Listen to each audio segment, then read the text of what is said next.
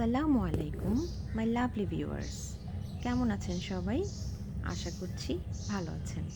আমিও ভালো আছি, আলহামদুলিল্লাহ। আজকে আবার একটি নতুন টিউটোরিয়াল নিয়ে আপনাদের মাঝে চলে এলাম।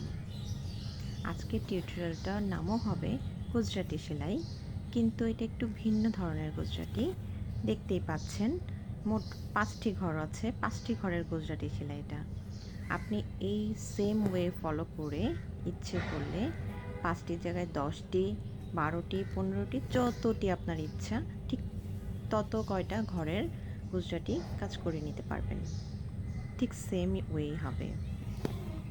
নিশ্চয়ই দেখে বুঝতে পারছেন কিভাবে কোন ঘরের পরে কোন ঘরের কাজটা হবে এবং কিভাবে যাচ্ছে। একটু ট্রাই করলে পেরে যাওয়ার কথা। শুনতে যতটা কঠিন লাগে গুজরাটি সেলাই, আসলে ততটা কঠিন না। চেষ্টা করলে কি না পারা যায়, তাই না? অবশ্যই আমরা চেষ্টা করব, আশা করি সবাই পারবেন। আমার এই ভিডিও দেখে যদি আপনারা কেউ একজনও এই কাজটা শিখতে পারেন, তাহলেই আমার কাজের সার্থকতা। অবশ্যই কমেন্টে জানাবেন কেমন লেগেছে সেলাইটা, আর আপনি কোনোভাবে উপকৃত হলেন কিনা এই সেলাইটা দেখে। আশা করছি সবাই বুঝতে পারছেন যে ঠিক কিভাবে সেলাইটি করা হচ্ছে। ঘরগুলো কিন্তু করা হয়ে গেল। এখন ঘরের ভিতরে ভরাটের কাজটা করা হবে।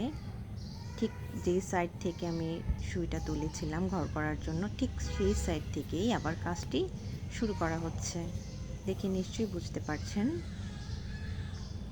প্রথমে একটা অন্য ভিডিওতে আমি 5 ঘরের একটি গুজরাটি সেলাইয়ের টিউটোরিয়াল দেখিয়েছিলাম।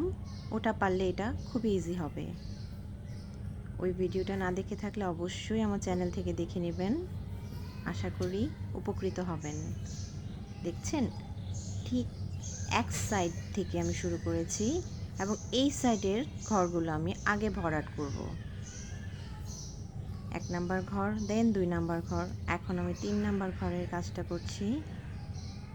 ঠিক ওই একই সাইডের কাজটাই আমি করছি।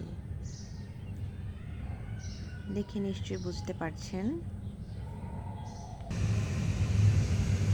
ভিডিওটি দেখে অবশ্যই একটা লাইক দিয়ে যাবেন, কমেন্ট করবেন, সাবস্ক্রাইব করতে ভুলবেন না।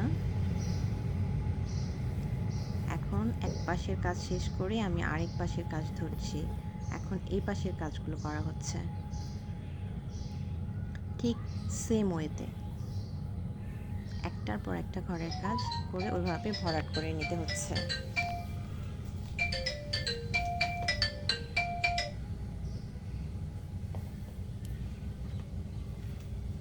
দেখে নিশ্চয়ই বুঝতে পারছেন।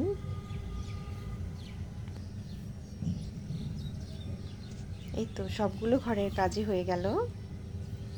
এখন লাস্ট ফিনিশিংটা দেখুন কিভাবে করা হচ্ছে।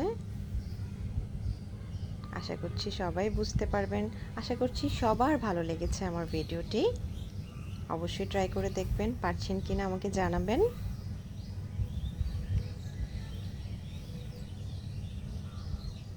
কেমন লাগছে ফুল ভিউটা দেখে নিন। আসসালামু আলাইকুম।